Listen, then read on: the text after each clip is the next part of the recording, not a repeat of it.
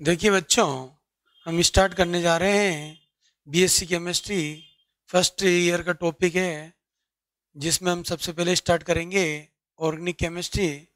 Organic chemistry में हम सबसे पहले स्टार्ट करेंगे कार्बनिक यौगिकों की क्रियाविधि। ठीक है बच्चों।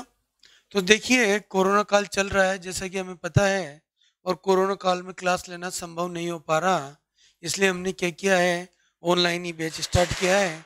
ऑनलाइन ही में आपको हर चीज़ बेसिक कॉन्सेप्ट से लेकर मेन जो भी कॉन्सेप्ट होगा, बेसिक कॉन्सेप्ट मतलब किस प्रकार से एग्ज़ाम में अपन क्वेश्चंस के आंसर देने हैं। राजस्थान यूनिवर्सिटी में कई बार क्वेश्चंस होते हैं जो घुमा फिरा के पूछे जाते हैं, उसका आंसर किस प्रकार से हमें देना है। तो इसी को ध्यान में रखते हुए हम स्टार्ट करने जा रहे हैं कि केमिस्ट्री में सबसे पहले हम स्टार्ट करेंगे ऑर्गेनिक केमिस्ट्री। ऑर्गेनिक केमिस्ट्री में हमें पता है टोटल जितनी भी यूनिट है 5 यूनिट्स हैं, उन यूनिट को अपने डिवाइड किया गया है कि क्वेश्चन वाइज अपनी याद करेंगे किस क्वेश्चन का किस प्रकार से आंसर देना है और वो क्वेश्चन किस प्रकार से घुमा फिरा के एग्जाम में पूछा जाता है। तो ये सबसे बेसिक कॉन्सेप्ट है। अब देखिए, एक चीज़ और मैं बता दूं, अभी कोरोना चल रहा है बच्चों, तो इस चक्कर में हम रेगुलर ऑफलाइन क्लास स्टार्ट नहीं कर पा रहे हैं और काफ़ी टाइम हो गया अपन नहीं कर पा रहे हैं। तो इस बार हमने ऑनलाइन का विचार किया है, ऑनलाइन हम आपको पढ़ाने जा रहे हैं।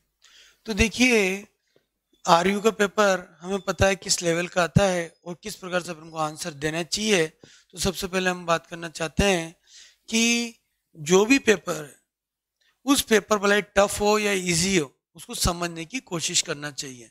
ये यूनिट फर्स्ट से कोई क्वेश्चन आया है तो यूनिट फर्स्ट में क्या टॉपिक है और किस प्रकार से मैक्सिमम मार्क्स हमें प्राप्त हो सकते हैं, इस चीज़ को अपन को ध्यान रखना है। और अभी भी मैं आपको बताने जा रहा हूँ, हमेशा कभी भी हमें रटना नहीं चाहिए। कोई भी क्वेश्चन हमें रटेंगे तो रटने से क्या प्रॉब्लम क्रिएट हो सकती है। हमें केवल बेसिक कॉन्सेप्ट समझना है, बेसिक कॉन्सेप्ट के आधार पे हमें क्वेश्चंस का जवाब देना है।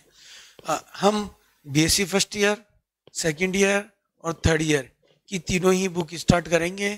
फिजिकल केमिस्ट्री, इनऑर्गेनिक केमिस्ट्री और ऑर्गेनिक केमिस्ट्री, तीनों ही केमिस्ट्री हम स्टार्ट करेंगे। और ये भी नहीं रहेगा बच्चों आपको कि टाइम फिक्स हो, मतलब जिसको अपन बोलते हैं लाइव क्लासेस, कि भैया 7 से 8 क्लास है तो 7 से 8 ही अपन को पढ़ना है। ठीक है, ये वीडियो लेक्चर होगा, यूनिट वाइज आपके अपलोड कर दिया जाएगा और उस अपलोड वीडियो को आप एनी टाइम आप देख सकते हैं। क्योंकि कभी आप लेट उठते हैं, सर्दी का टाइम है, तो टाइम अपना फिक्स नहीं है। तो यूनिट वाइज वीडियो अपलोड होंगे और उस यूनिट वाइज अपलोड वीडियो को आप याद कर सकते हैं और जब आपको टाइम मिले उस टाइम में आप अपने नोट्स बना सकते हैं और कॉन्सेप्ट अपन क्लियर कर सकते हैं। तो इस चीज़ को अपन को ध्यान में रखना है कि मैक्सिमम मार्क्स अपन किस प्रकार से ले सकते हैं एग्जाम में। तो सबसे पहले हम बात करना चाहते हैं, हमें पता है कि 3 केमिस्ट्री है, ऑर्गेनिक केमिस्ट्री,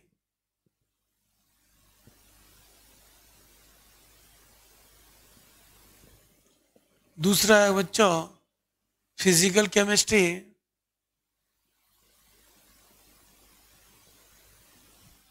तीसरी आपके इनऑर्गेनिक।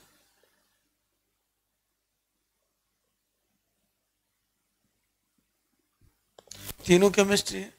तीनों के बारे में हमें पता है कि ऑर्गेनिक केमिस्ट्री क्या होती है, कार्बन और हाइड्रोजन से बने यौगिकों की स्टडी क्या कहलाती है, ऑर्गेनिक केमिस्ट्री। इस फिजिकल केमिस्ट्री, फिजिकल स्टेट्स की हम बात करते हैं, solid, liquid, gas. Inorganic chemistry में पीरियोडिक टेबल अपन ने देखी है, इनऑर्गेनिक जो कंपाउंड है, इनऑर्गेनिक कंपाउंड की हम बात करते हैं, उससे रिलेटेड केमिस्ट्री इनऑर्गेनिक केमिस्ट्री कहलाती है। हमें पता है, सबसे पहले हम स्टार्ट कर रहे हैं ऑर्गेनिक केमिस्ट्री। और ऑर्गेनिक केमिस्ट्री में सबसे जो पहली यूनिट है जिसको हम बोलते हैं कार्बनिक यौगिकों की क्रियाविधि, mechanism of organic compound. Unit first है बच्चों, यूनिट फर्स्ट, ओके, कार्बनिक यौगिकों की क्रियाविधि।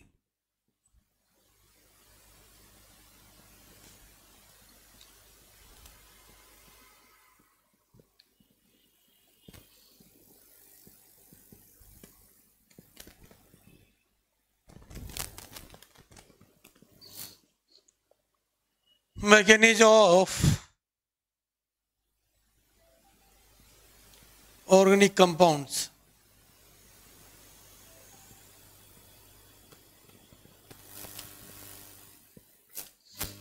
कार्बनिक यौगिक की क्रियाविधि, हमें ये पता होना चाहिए कार्बनिक यौगिक होते क्या है। कार्बन और हाइड्रोजन से बने यौगिक क्या कहलाते हैं? कार्बनिक यौगिक। जैसे हम बात कर रहे हैं यहाँ इंक है, इंक को अपने यूज किया, इंक भी क्या है आपके? Organic compound. हम बात करते हैं दूसरा कि घर से अपन ये निकले, निकलने के बाद जो पेट्रोलियम प्रोडक्ट है, गाड़ी के अंदर जो पेट्रोल है, व्हीकल जो अपन ने यूज किया है, वो भी क्या आपके? Organic compound. पेट्रोलियम प्रोडक्ट्स क्या है? Organic compound. अब हम जिस वुडन चेयर पे आप लोग बैठे हुए हैं, वो वुडन भी क्या है आपके? Organic compound. तो उन सब की स्टडी, हमारा शरीर भी जो है ऑर्गेनिक कंपाउंड से बना हुआ है। हमारे शरीर में प्रोटीन है, फैट है, कार्बोहाइड्रेट्स है, उन सब की स्टडी क्या कहलाती है? Organic chemistry. तो इन सब चीज़ के बारे में अपन पढ़ेंगे। और सबसे पहले हम बात करेंगे कि मैकेनिज्म ऑर्गेनिक कंपाउंड। देखिए बच्चों, कार्बनिक यौगिकों की क्रियाविधि, हमें पता है कि रिएक्टेंट कन्वर्ट होता है प्रोडक्ट में, अभिकारक उत्पाद में परिवर्तित होते हैं। अभी डिपेंड करता है कि किस प्रकार का अभिकारक है, किस प्रकार का रिएक्टेंट है। तो जब दो रिएक्टेंट आपस में मिलके प्रोडक्ट का निर्माण करते हैं तो वो क्या कहलाती है? Mechanism of organic compound. A और बी, हम एग्जांपल लेते हैं, ए रिएक्टेंट है और बी रिएक्टेंट है, दोनों ने रिएक्शन की, सपोज करो हमने कोनिकल फ्लास्क में अपन ने ये ले लिया, ये भी दोनों को मिक्सिंग की, मिक्सिंग करने के बाद सी और डी हमें प्राप्त हुए। ये सी और डी क्या होंगे? आपके प्रोडक्ट, जिसको हम बोलेंगे उत्पाद। और ए और बी क्या है यहाँ पर? रिएक्टेंट, अभिकारक। अभिकारक मिलके उत्पाद का निर्माण करते हैं। और ये किस प्रकार से करते हैं, कैसे आपस में इंटररिएक्शन होता है, किस प्रकार से ये प्रोडक्ट को निर्माण करेंगे, तो वही क्या कहलाती है? मैकेनिज्म। मतलब रिएक्टेंट कन्वर्टेड टू प्रोडक्ट, किस आधार पे हुआ, तो वो आपकी क्या कहलाती है? मैकेनिज्म। अब ये ऑर्गेनिक प्रोडक्ट में जो रिएक्टेंट है, रिएक्टेंट कौन से हो सकते हैं? आपके एसिड हो सकते हैं, बेस हो सकते हैं। तो अपन ने लुईस एसिड, लुईस बेस वगैरह पढ़े हैं, वो मिलके प्रोडक्ट बनाते हैं। एसिड और बेस मिलके दोनों क्या बनाते हैं? साल्ट का निर्माण करते हैं। तो अपन बोलते हैं कि अम्ल और क्षार दोनों मिलके क्या बनाते हैं? लवण बनाते हैं। तो देखिए, तो ये जो कॉन्सेप्ट है, इसको अपन को जो किस परिभाषा में एग्जाम में क्वेश्चन पूछा जा सकता है, तो सबसे पहले हमें क्या होगा? क्वेश्चन नंबर 1, क्या क्वेश्चन पूछा जाता है कि जब रिएक्टेंट, जिसको हम बोलते हैं अभिकारक, जब इनके बॉन्ड आपस में टूटेंगे तभी तो नया प्रोडक्ट बनेगा। तो किस प्रकार से बॉन्ड टूटते हैं, मतलब बंधों का टूटना किस प्रकार से होता है, वो हमें पता होना चाहिए। तो इस पे पहला क्वेश्चन राजस्थान यूनिवर्सिटी में हर साल पूछा जाता है और गुमापुरा की क्वेश्चन पूछा जाता है, जिसको अपन को बताना है। और किस प्रकार से बताना है? रटना नहीं है किताब के हिसाब से, अपन को बेसिक कॉन्सेप्ट के हिसाब से चलना है। कॉन्सेप्ट अपने ध्यान है तो इजीली अपन उसके बारे में नोट्स लिख सकते हैं और एग्जाम में क्वेश्चन कर सकते हैं और मैक्सिमम मार्क्स अपन प्राप्त कर सकते हैं। यदि हमारा बेस क्लियर है तो मैं आपको 100% लिख के बोल सकता हूँ, हर कंपटीशन एग्जाम में बेसिक से ही क्वेश्चंस बनते हैं और हमारी सरकारी नौकरी कंफर्म लग सकती है। तो हमेशा जब भी आप पढ़ो, कॉन्सेप्चुअल पढ़ो, जो मैं आपको समझा रहा हूँ आपको धीरज से उसको याद करना है, समझने की कोशिश करनी है। इन्हीं में से क्वेश्चन, जैसे आपकी बीएससी कंप्लीट होती है तो बहुत तरह के कंपटीशन एग्जाम होते हैं, गवर्नमेंट एग्जाम होते हैं। जैसे हम बात करते हैं फूड सेफ्टी ऑफिसर है, हम बात करते हैं फॉरेस्ट ऑफिसर है, हम बात करते हैं ड्रग कंट्रोलर ऑफिसर है, हम बात करते हैं फूड सेफ्टी ऑफिसर है, फूड एनालिस्ट है, क्वालिटी एश्योरेंस इंस्पेक्टर है, ड्रग इंस्पेक्टर है। तो सारी वैकेंसी में BSc final year student eligible होता है और उसका सिलेबस सेम है जो हमने बीएससी फर्स्ट ईयर से फाइनल ईयर तक पढ़ा है। उनमें से कुछ यूनिट है जो आपके फिक्स हैं, जिस पे क्वेश्चन आपके बनता ही बनता है। तो यदि हमारा बेस क्लियर है तो हमारी गवर्नमेंट जॉब लगना पक्की है। देखिए बच्चों, यदि स्टार्टिंग से ही हम हर यूनिट को कॉन्सेप्चुअल पढ़ेंगे तो हमारी गवर्नमेंट जॉब कोई नहीं रोक सकता। जैसे कंपटीशन है, आरपीएससी एग्जाम लेती है गवर्नमेंट के, जितने भी फूड सेफ्टी ऑफिसर है, ड्रग कंट्रोलर ऑफिसर है, लैब असिस्टेंट है, फार्मासिस्ट है, ड्रग कंट्रोलर ऑफिसर है, ये हम बात करते हैं फूड सेफ्टी ऑफिसर है, फॉरेस्ट रेंज ऑफिसर, काफ़ी ऐसी वैकेंसियां हैं जिसका हमें पता नहीं है, लेकिन सबका सिलेबस क्या है, कॉमन है। क्या है बच्चों, कॉमन। तो इसको अपन को इस हिसाब से तैयारी करेंगे कि अपने बेसिक कॉन्सेप्ट क्लियर होते चलें और एमसीक्यू भी तैयार होते चलें और राजस्थान यूनिवर्सिटी में भी अच्छी अपनी प्रतिशत अंक प्राप्त हो, तो आपकी परसेंटेज भी बनेगी, पेपर भी क्लियर होंगे और बेसिक के साथ साथ हमने गवर्नमेंट जॉब की भी तैयारी साथ के साथ चलती होगी। तो यही हम बात करते हैं। तो किस प्रकार से राजस्थान यूनिवर्सिटी में क्वेश्चन पूछा गया है और हर साल पूछा जाता है, केवल घुमाने फिराने का फर्क रहता है। तो पहला कार्बनिक क्रिया विधि में पहला क्वेश्चन बनता है बंध विखंडन पे।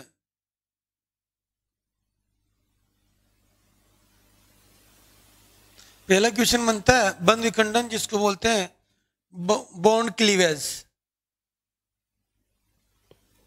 क्या बोलते हैं बच्चों, बॉन्ड क्लीवेज या बॉन्ड फ्यूजन, एक ही बात है, नो प्रॉब्लम। तो बंध विखंडन से आप क्या समझते हैं और बंध विखंडन कितने प्रकार के होते हैं? तो इस पे क्वेश्चन आया एग्जाम में। यह क्वेश्चन ऐसा आ सकता है कि हाँ, अर्ध तीर संकेतन एवं पूर्ण तीर संकेतन से आप क्या समझते हैं? Half arrow notation and full arrow notation से आप क्या समझते हैं? क्वेश्चन नंबर 2, अर्ध तीर संकेतन पूर्ण तीर संकेतन से आप क्या समझते हैं? इसके बारे में डिस्कस इन ब्रीफ अपन को बताना है।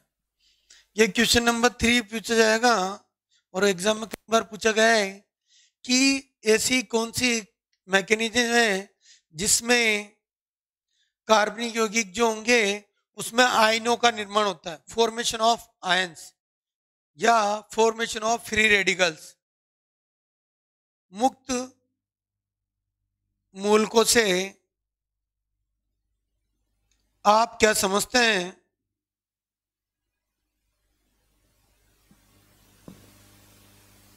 Free radicals, explain in brief free radicals. Question free radicals के भी घुमा फिरा के पूछा गया है। ये क्वेश्चन नंबर 4 की हम बात करते हैं, आयनों का निर्माण। ऐसा कौन सा बंध विखंडन है जिसमें आयनों का निर्माण होता है?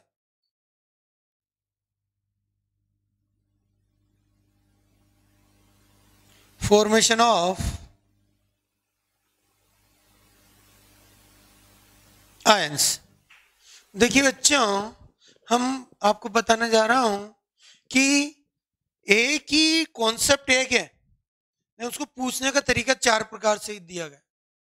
4 प्रकार से क्वेश्चन को घुमाया गया है कि बंध विखंडन से आप क्या समझते हैं, अर्ध तीर संकेतन पूर्ण तीर संकेतन से आप क्या समझते हैं, मुक्त मूलकों से आप क्या समझते हैं और आयनों का निर्माण किस प्रकार से होता है।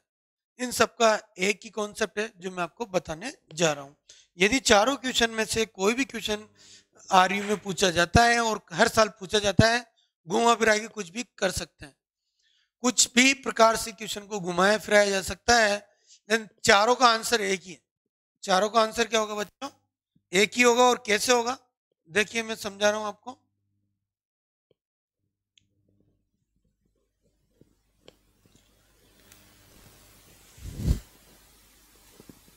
देखिए,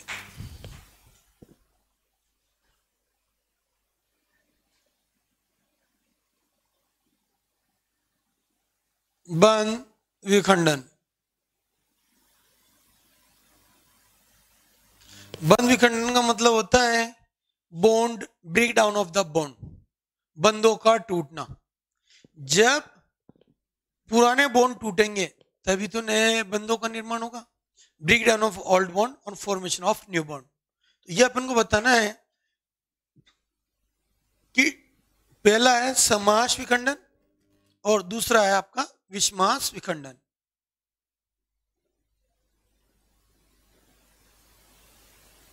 देखिए बच्चों, वेरी वेरी इंपॉर्टेंट, हर साल राजस्थान यूनिवर्सिटी में यही क्वेश्चन घुमा फिरा के पूछा जाता है कि समास विखंडन जिसको हम बोलेंगे होमोलाइटिक क्लीवेज, क्या बोलेंगे बच्चों? Homolytic cleavage. अब देखिए कैसे एग्जाम में लिखना है। हम जानते हैं ए आइटम और ये बी आइटम, ए आइटम और बी आइटम दोनों ही आइटम एक बॉन्ड द्वारा जुड़े हुए हैं। इस बॉन्ड को बोलते हैं अपन सहसंयोजक बंध, और इसको बोलते हैं कोवेलेंट बॉन्ड। ये जो बॉन्ड है बच्चों सहसंयोजक बंध,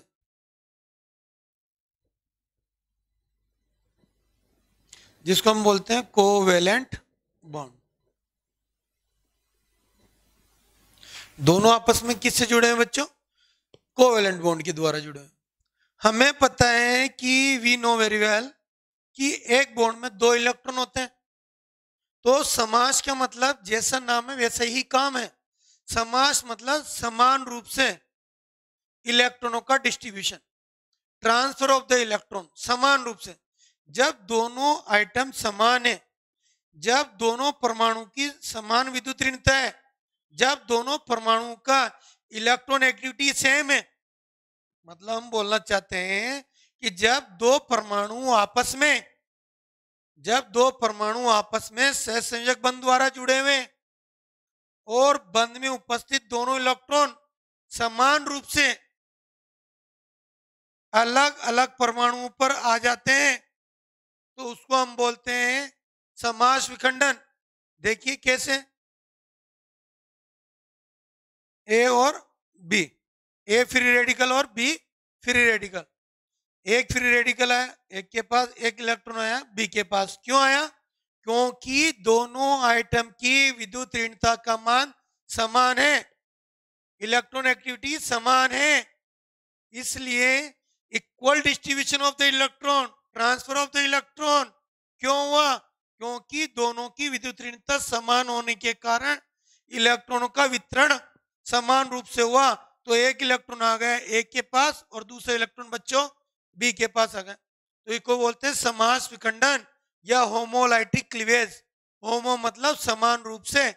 देखिए बच्चों, एक बंध में दोनों इलेक्ट्रॉन जो थे, एक इलेक्ट्रॉन एक के पास आ जाता है, एक बी के पास आ जाता है, तो इसको बोलते हैं अपन होमोलाइटिक क्लीवेज या समास विखंडन। अब देखिए जो ए और बी है, तो ये डॉट है बच्चों, ये डॉट का मतलब क्या होता है? फ्री रेडिकल, मुक्त मूलक। क्या बोलेंगे बच्चे इसको? मुक्त मूलक। तो हम बोलेंगे ए फ्री रेडिकल और बी फ्री रेडिकल। तो फॉर्मेशन ऑफ फ्री रेडिकल, मुक्त मूलकों का निर्माण, हम कह सकते हैं कि समास विखंडन में मुक्त मूलकों का निर्माण होता है।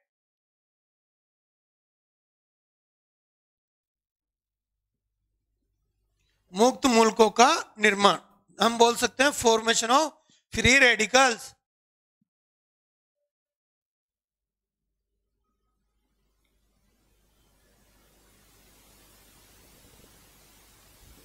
Formation of free radicals.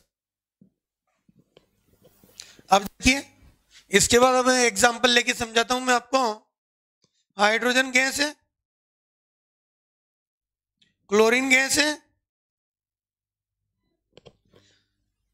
Hydrogen hydrogen common item है, क्लोरीन क्लोरीन दोनों कॉमन आइटम है। मैंने पहले ही बोला था आपको, जब दो परमाणु जिनकी विद्युत ऋणता समान हो, two item which are having same electron activity, तो विद्युत ऋणता क्या है? दोनों की समान है, समान आइटम है। तो आधे इलेक्ट्रॉन एक के पास, आधे इलेक्ट्रॉन एक के पास, तो क्या हुआ? H फ्री रेडिकल और H free radical, chlorine free radical और क्लोरीन फ्री रेडिकल। तो हम ये कह सकते हैं कि हाइड्रोजन फ्री रेडिकल्स का निर्माण और क्लोरीन फ्री रेडिकल का निर्माण समास विखंडन द्वारा होता है। तो 2 एग्जांपल के द्वारा हम समझा सकते हैं। तो ये आपका क्या है बच्चों? Homolytic cleavage. अब देखिए ये क्या हुआ, इलेक्ट्रॉन पूरे थोड़ी आए हैं, आधे ही तो आए हैं बच्चों।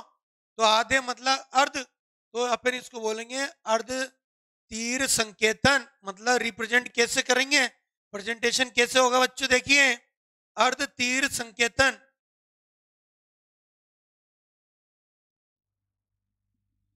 जिसको हम बोलेंगे हाफ एरो नोटेशन।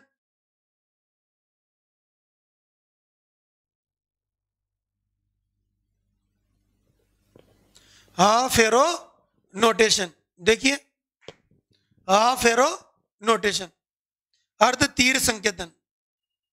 हमेशा इसको रिप्रेजेंट किया जाता है बच्चों आधे तीर से। क्यों किया जाता है आधे तीर से, क्योंकि बच्चों कि एक बॉन्ड में दो इलेक्ट्रॉन है तो इक्वल डिस्ट्रीब्यूशन हुआ है, समास विखंडन हुआ है समान रूप से। तो एक बंद के दोनों इलेक्ट्रॉन आधे एक के पास, आधे एक के पास, इसलिए आधे इलेक्ट्रॉनों, एक बंद में दो इलेक्ट्रॉन, आधे एक के पास आधे बी के पास, इसलिए रिप्रेजेंटेशन क्या बोलेंगे, अर्ध तीर। मतलब आधे तीर के निशान द्वारा उसको रिप्रेजेंट किया जाता है।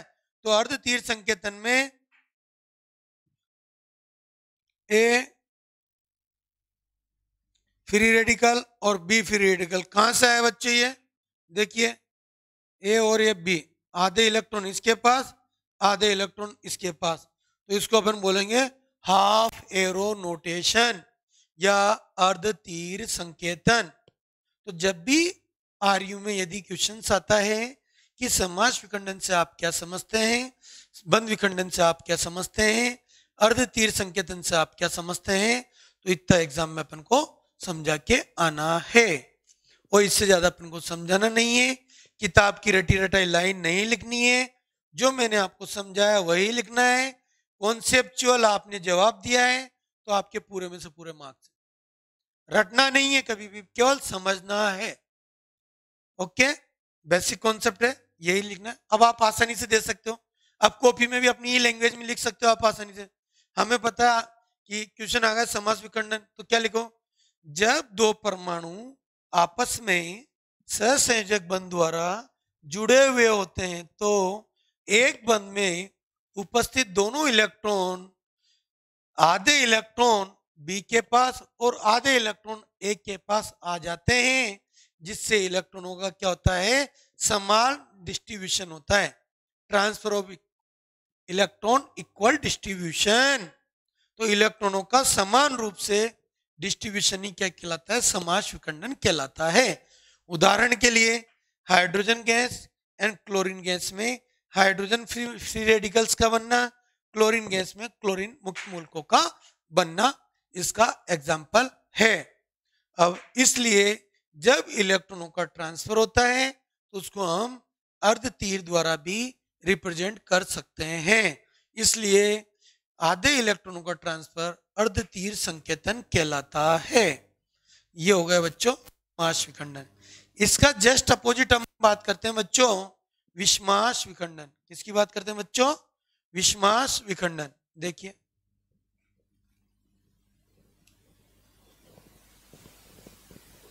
इसका क्या बच्चों जस्ट अपोजिट होता है, समास, समास का उल्टा क्या होगा, विषमास, जिसको हम क्या बोलेंगे बच्चों, हीटेरोलाइटिक क्लीवेज। क्या बोला जाता है बच्चों उसको, हीटेरोलाइटिक क्लीवेज।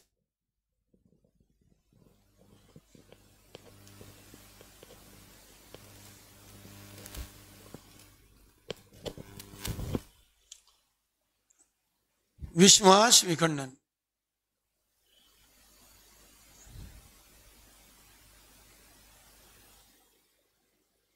हीटेरोलाइटिक क्लीवेज।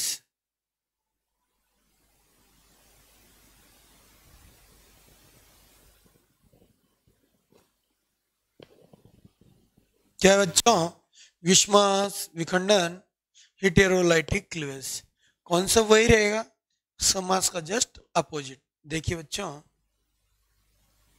जब दो परमाणु आपस में किससे जुड़े हैं बच्चों, कोवेलेंट बॉन्ड, सहसंयोजक बंध। जब दो परमाणु आपस में सहसंयोजक बंध द्वारा जुड़े हुए होते हैं, लेकिन समास विखंडन में तो विद्युत ऋणता दोनों की क्या थी, समान थी इलेक्ट्रोनेगेटिव। अब यहाँ क्या होगा बच्चों, उल्टा होगा, ए और बी दोनों की विद्युत ऋणता में क्या होगा, अंतर होगा, difference between two atom electronegativity. इन दोनों की विद्युत ऋणताओं में क्या होगा बच्चों? अंतर होगा। जब अंतर होगा तो अधिक विद्युत ऋणी परमाणु जो होगा बच्चों अपनी ओर इलेक्ट्रॉन क्या होगा? खींचेगा। अपनी ओर बच्चों इलेक्ट्रॉन क्या करेगा? खींचेगा। कैसे खींचेगा? अधिक विद्युत ऋणी, मानो सपोज करो हम बात करते हैं बी है, इसकी इलेक्ट्रोनेगेटिविटी क्या है? ज्यादा है, तो ये अपने पास क्या इलेक्ट्रॉन खींचेगा। तो देखिए कैसे खींचेगा। तो एक के पास प्लस और बी के पास माइनस। क्यों हुआ? कैसे हुआ? इसलिए हुआ क्योंकि बी की विद्युत ऋणता का मान क्या है? ज्यादा। बी की विद्युत ऋणता का मान क्या है? ज्यादा। हमने माना कि बी की विद्युत ऋणता ज्यादा है। इलेक्ट्रोनेगेटिविटी क्या है इसकी? ज्यादा है। तो इसने इलेक्ट्रॉन, जिसकी हमें पता है जिसकी इलेक्ट्रोनेगेटिविटी ज्यादा होती है वो इलेक्ट्रॉन ज्यादा खींचता है। जैसे ये इलेक्ट्रॉन खींचेगा, पावरफुल होगा, तो खुद के पास तो इलेक्ट्रॉन आ जाएंगे और बेचारे एक के पास इलेक्ट्रॉन की क्या हो जाएगी? कमी। क्या हो जाएगी बच्चों? इलेक्ट्रॉन की कमी। और इलेक्ट्रॉन की कमी का मतलब धन आयन का बनना, फॉर्मेशन ऑफ केटायन। और जिसके पास इलेक्ट्रॉन ज्यादा है वो क्या बनाएगा बच्चों? फॉर्मेशन ऑफ एन आयन, ऋण आयनों का निर्माण। देखिए बच्चों ये धन आयन बन गया, कार्बोकेटायन। ये कार्बो एनायन। कार्बो एनायन कब बोलेंगे? जब उसमें कार्बन होगा। जब उसमें कार्बन होगा कार्बोकेटायन है, कार्बो एनायन। लेकिन यह सिंपल अपन एग्जांपल ले रहे हैं, तो धन ion formation of cation, formation of anions. Example के साथ अपन कार्बन ले सकते हैं। देखिए कैसे हम बात कर सकते हैं कि फॉर एग्जांपल हाइड्रोक्लोरिक एसिड, क्या बच्चों ये HCl, नाम सुना है, सबसे खतरनाक होता है HCl, हाइड्रोक्लोरिक एसिड। यदि इस जगह HCl गिर गया आपके तो आर पार छेद हो जाएगा, स्किन जल जाएगी आपकी। तो concentrated hydrochloric acid, concentrated H2SO4 हमेशा बच के रहना है, क्योंकि एसिड जो होते हैं अपनी स्किन को जला देते हैं, कपड़े अपने जल जाते हैं। तो एसिड से अपन को बच के रहना है। डाइल्यूट फिर भी काम ले सकते हैं, कंसेंट्रेट जो होगा आपको जला देता है। तो सावधानी अपन को रखना चाहिए। ठीक है बच्चों, अब आगे देखिए बढ़ते हुए। देखिए अब ये है हाइड्रोजन और ये है क्लोरीन। हमें पता है हेलोजन की विद्युत ऋणता क्या होती है? ज्यादा होती है। तो अधिक विद्युत ऋणी, इलेक्ट्रॉनिक ज्यादा होने के कारण अपने पास क्या करेगा? ये इलेक्ट्रॉन खींचेगा। देखिए इसने इलेक्ट्रॉन खींचा, इलेक्ट्रॉन खींचते इस पे क्या हो गया? माइनस, और इस पे हो गया प्लस। H प्लस आयन और Cl माइनस आयन। तो धन आयन मतलब केटायंस एंड एनायंस, ऋण आयंस का निर्माण। तो हम ये कह सकते हैं कि फॉर्मेशन ऑफ धन आयन, फॉर्मेशन ऑफ ऋण आयन, जिसको हम बोलेंगे बच्चों formation of cations and formation of cation, formation of cation, formation of anions. तो देखिए जहां प्लस है जहां माइनस है, तो एग्जाम में आरयू में कई बार क्वेश्चन पूछा गया है कि ऐसा कौन सा बंध विखंडन है जिसमें आयनों का निर्माण होता है, या discuss in brief formation of ions in bond cleavage. मतलब कहने का मतलब है बंध विखंडन में मुक्त मूलकों का निर्माण एवं धन आयन ऋण आयन का निर्माण किस मैकेनिज्म द्वारा होता है। तो हम ये बात कहेंगे धन आयन और ऋण आयन का निर्माण हमेशा विषमास विखंडन में होता है। विषमास का मतलब विषम, हिटेरो, हिटेरो मतलब दोनों आइटम में से एक आइटम की विद्युत ऋणता क्या होगी? ज्यादा होगी। विद्युत ऋणता में अंतर ज्यादा होगा और वो इलेक्ट्रॉन खींचेगा, खुद माइनस होगा और अगले पे इलेक्ट्रॉन की कमी होगी। इसको बोलेंगे अपन धन आयन और इसको ऋण आयन। और देखिए इलेक्ट्रॉन क्या हुआ? इलेक्ट्रॉन सारे के सारे इलेक्ट्रॉन क्या आएंगे? बी के पास आ जाएंगे। एक बॉन्ड में कितने इलेक्ट्रॉन, दोनों, दोनों के दोनों किसके आ गए, बी के पास। तो क्या होगा, एरो पूरे के पूरे इलेक्ट्रॉन, पूरे के पूरे इलेक्ट्रॉन आने के कारण इस प्रकार के इलेक्ट्रॉनों का ट्रांसफर क्या कहलाता है, किस प्रकार से, पूर्ण संकेतन कहलाता है, पूर्ण तीर संकेतन, फुल एरो नोटेशन, पूर्ण तीर संकेतन।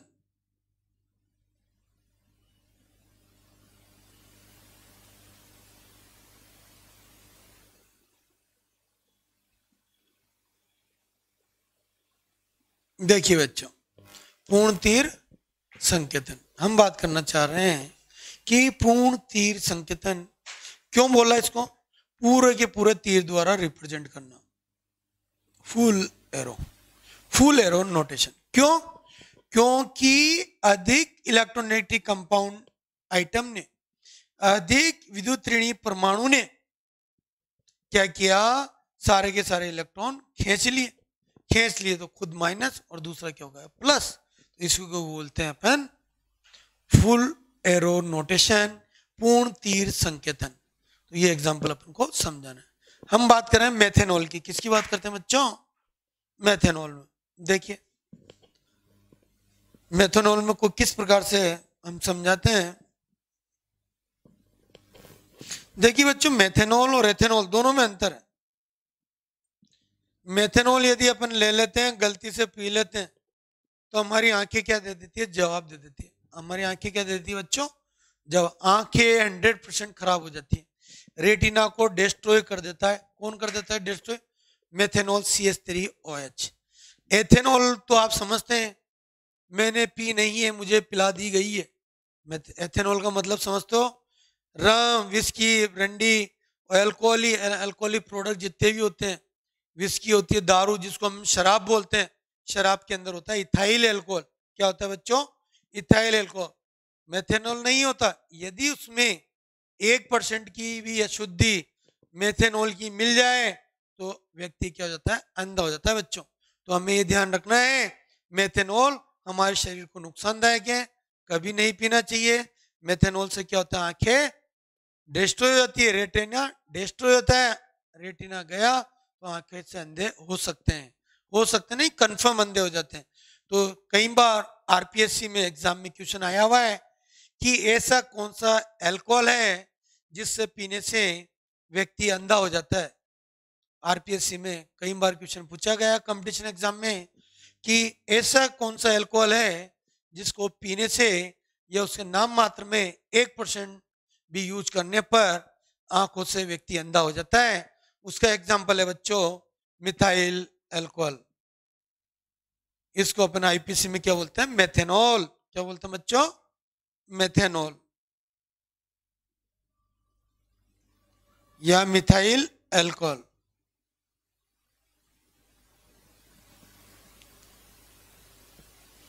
देखिए मेथेनॉल है, ये कार्बन है, इससे हाइड्रोजन जुड़ा हुआ, हाइड्रोजन जुड़ा हुआ, हाइड्रोजन जुड़ा हुआ, और ये OH और ये H है। अब देखिए कार्बन और ऑक्सीजन के बीच में जो बॉन्ड है, तो इलेक्ट्रोनेगेटिविटी किसकी ज्यादा है, ऑक्सीजन की। तो अपने इलेक्ट्रॉन क्या खींचेगा, इधर आएंगे, तो इलेक्ट्रॉन यहाँ आएंगे तो क्या होगा, ये बॉन्ड, क्योंकि बंद विखंडन नहीं पड़ रहे, बॉन्ड फ्यूजन ही पड़ रहे हैं, तो क्या होगा, सारे के सारे इलेक्ट्रॉन इसके पास आए, इलेक्ट्रॉन की कमी हुई तो क्या हुआ, CH3 plus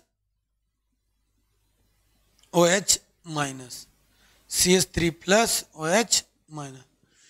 methyl ion, methyl carbocation, hydroxyl anions, मतलब हाइड्रोक्सिल ऋण आयन का निर्माण, मेथिल धन आयन का निर्माण। तो इसके द्वारा हम बता सकते हैं विषमाश विखंडन।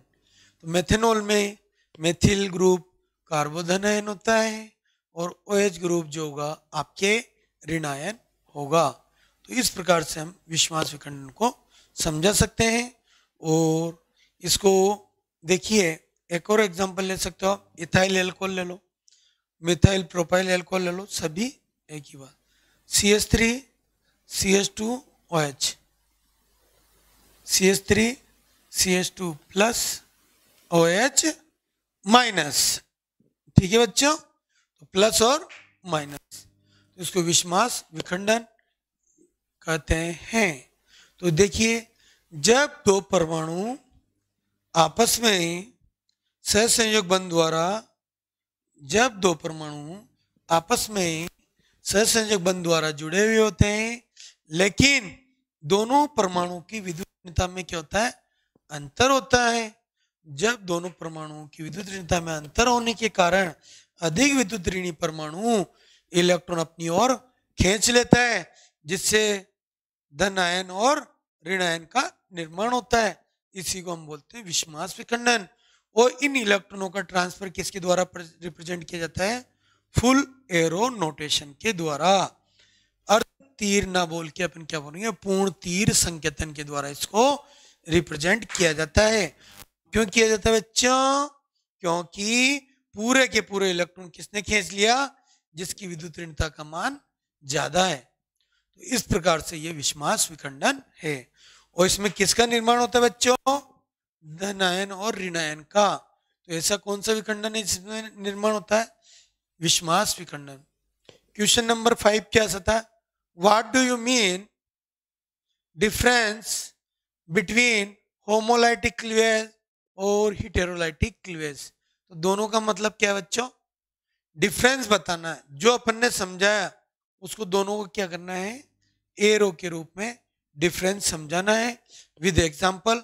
तो वो आपके क्या होगा, समास विखंडन और विषमास विखंडन में डिफरेंस हो जाएगा। वो इस प्रकार से अपन इसका आंसर दे देंगे। ठीक है बच्चों, यहां तक कोई प्रॉब्लम नहीं। तो ये 5 क्वेश्चन आपके घुमा फिरा के जैसे पूछे गए उसकी में अपन ने जवाब दिए। लिखने का तरीका मैंने आपको बताया। अगला टाइटल हम स्टार्ट करते हैं, टाइप ऑफ रिएजेंट, अभिकर्मकों के प्रकार। क्या करते हैं बच्चों, अभिकर्मकों के प्रकार। देखिए अभिकर्मक, देखिए बच्चों मुख्य रूप से 2 प्रकार के। यूनिट फर्स्ट का कार्बनिक क्रियाविधि में पहला टॉपिक था बंध विखंडन। दूसरा टॉपिक है जिसको हम बोलते हैं टाइप्स ऑफ रिएजेंट या अभिकर्मकों के प्रकार। उसके बारे में हम अध्ययन करना चाह रहे हैं। देखिए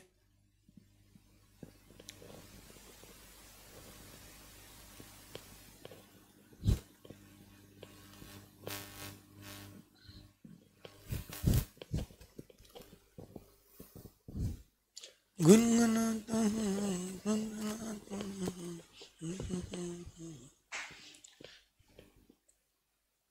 यूनिट फर्स्ट में ही पहला था आपका टॉपिक आपका बॉन्ड फ्यूजन। अब दूसरा टॉपिक जिसकी हम बात करना चाह रहे हैं, जिस टॉपिक का नाम है अभिकर्मकों के प्रकार। अभिकर्मकों के प्रकार, टाइप्स ऑफ रिएजेंट। क्या बोलेंगे बच्चों, टाइप्स ऑफ रिएजेंट। ये भी एग्जाम में क्वेश्चन, इसमें देखिए ये भी हर साल क्वेश्चन आता है। लेकिन इसमें क्या पूछा जाता है कि नाभिक स्नेही अभिकर्मक एवं इलेक्ट्रॉन स्नेही अभिकर्मक के बारे में पूछा जाता है। न्यूक्लियोफिलिक और इलेक्ट्रोफिलिक रिएजेंट के बारे में ये क्वेश्चन पूछा जाता है। अभिकर्मकों के प्रकार, तो हम बात करते हैं बच्चों अभिकर्मक जो होंगे रिएजेंट जिसकी हम बात करते हैं, 2 प्रकार के रिएजेंट है अपने पास। पहला रिएजेंट जो है जिसकी हम बात करते हैं नाभिक स्नेही अभिकर्मक।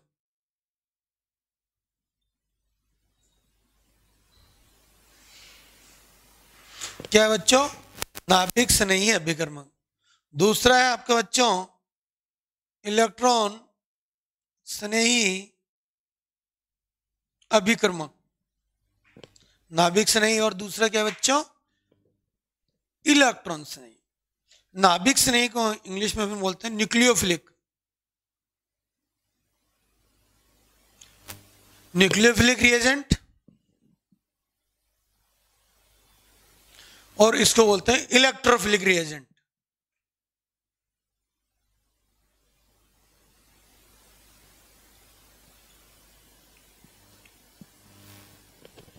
न्यूक्लियोफिलिक और इलेक्ट्रोफिलिक। देखिए बच्चों नाभिक से नहीं और इलेक्ट्रॉन से नहीं, अभिकर्मक होते क्या है? जितने भी आपके नेगेटिव रिएजेंट, नेगेटिव कंपाउंड जो, नेगेटिव आयन जो होंगे, ऋण आयन जो भी होगा, आंख बंद करके जितने भी ऋण आवेशित जो होंगे आइटम्स, ऋण आवेशित रिएजेंट, ऋण आवेशित आइटम्स, ऋण आवेशित कंपाउंड, जिस पे भी माइनस चिन्ह लगा हुआ है उसको हमेशा क्या कहलाते हैं? नाभिक से नहीं। ऑल नेगेटिव,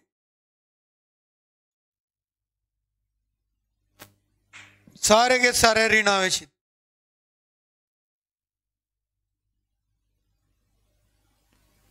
सारे के सारे के बच्चों ऋण आवेशित जो होंगे आपके क्या कहलाएंगे? नाभिक से नहीं। अब इधर हम बात करते हैं इलेक्ट्रॉन से नहीं की, इसका जस्ट अपोजिट क्या है? पॉजिटिव। सारे के सारे धन आयन क्या बच्चों?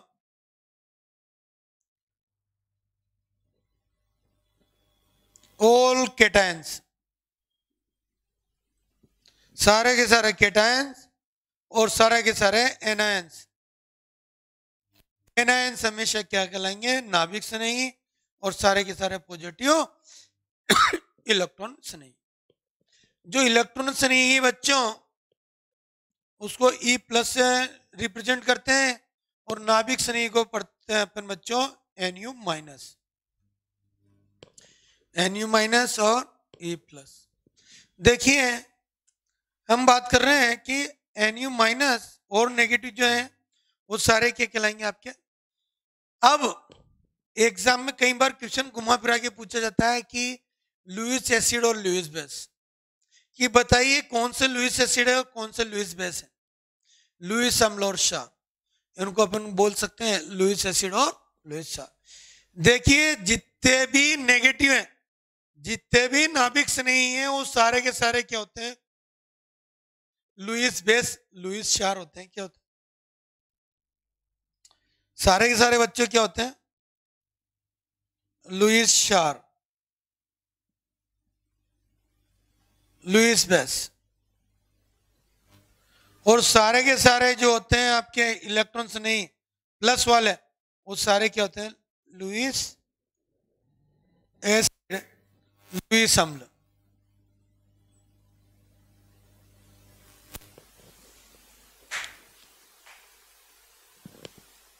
मैं आपको फिर बता दूं, जितने भी आपके नेगेटिव कंपाउंड्स होंगे, नेगेटिव आइटम्स होंगे, नेगेटिव ग्रुप्स होंगे, वो सारे के सारे क्या कहलाएंगे आपके?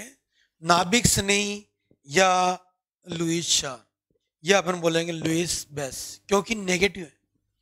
और जितने भी प्लस होंगे, कार्बोकेटाइंस होंगे, उन सबको अपन लुईस एसिड बोलेंगे, लुईस अम्ल बोलेंगे।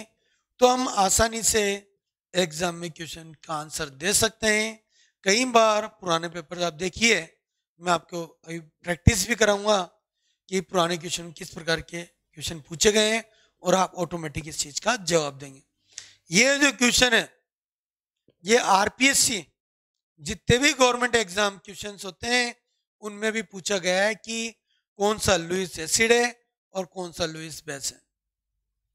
क्या पूछा गया एग्जाम में? लुईस एसिड और लुईस बेस को पहचानिए। आप कैसे पहचानोगे उस चीज को देखिए बच्चों।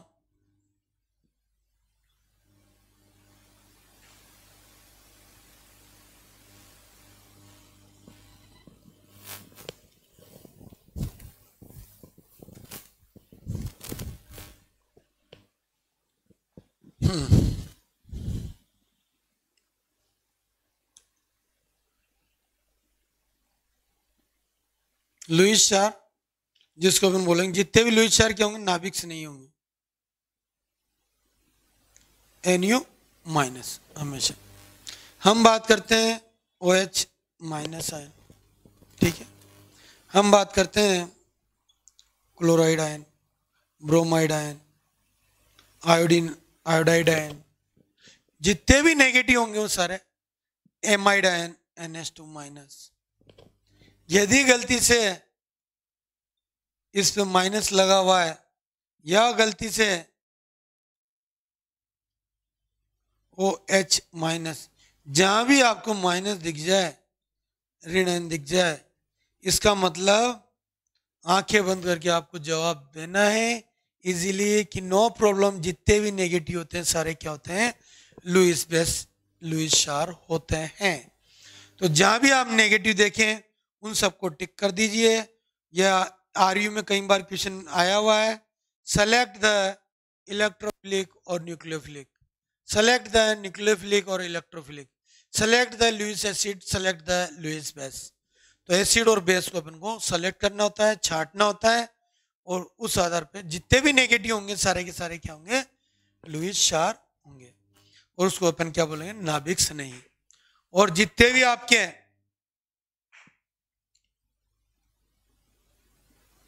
लुईस अम्ल सभी के सभी पॉजिटिव आपके क्या कहलाएंगे, इलेक्ट्रॉन्स नहीं। क्या कहलाएंगे बच्चों, इलेक्ट्रॉन्स नहीं। तो एग्जाम में कई बार है जितने भी प्लस होंगे, प्लस कुछ भी हो सकता है। देखिए हम बात करते हैं NH3 प्लस, हम बात करते हैं C2 CH3 CH2 plus CH3 plus, हम बात करते हैं manganese +5, manganese +2, calcium +2, beryllium +2, magnesium +2।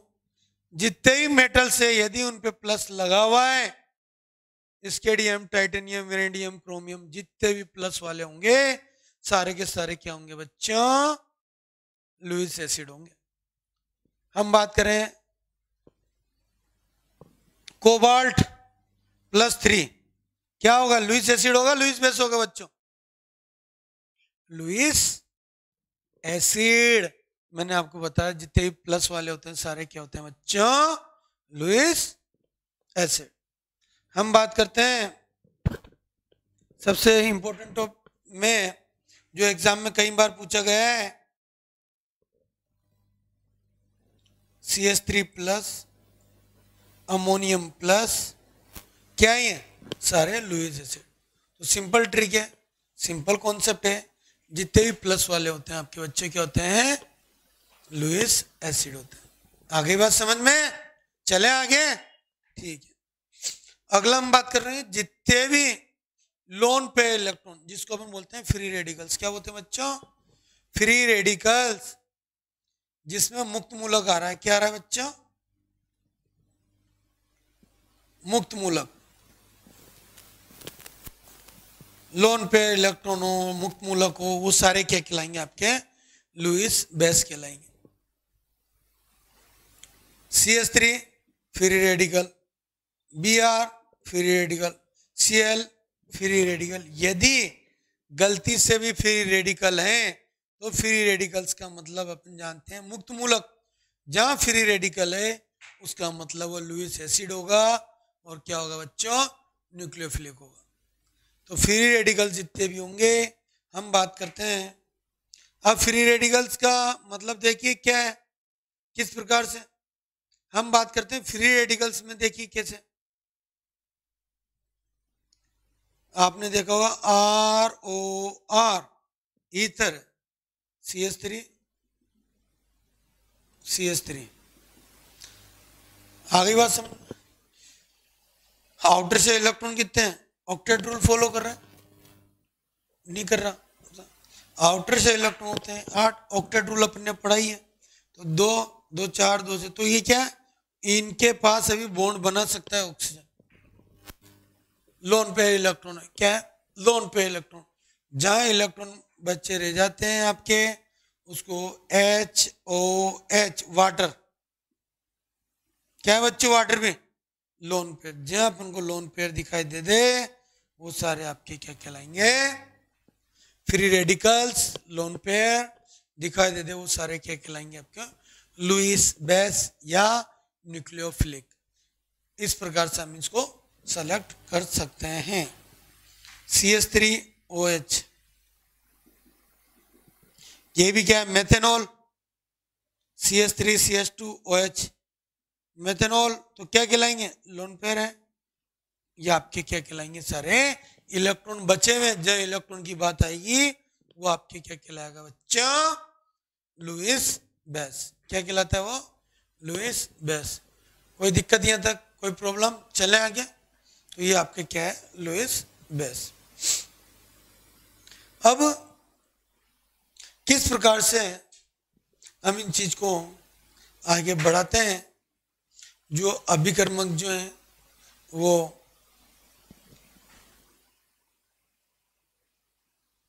धन आयन,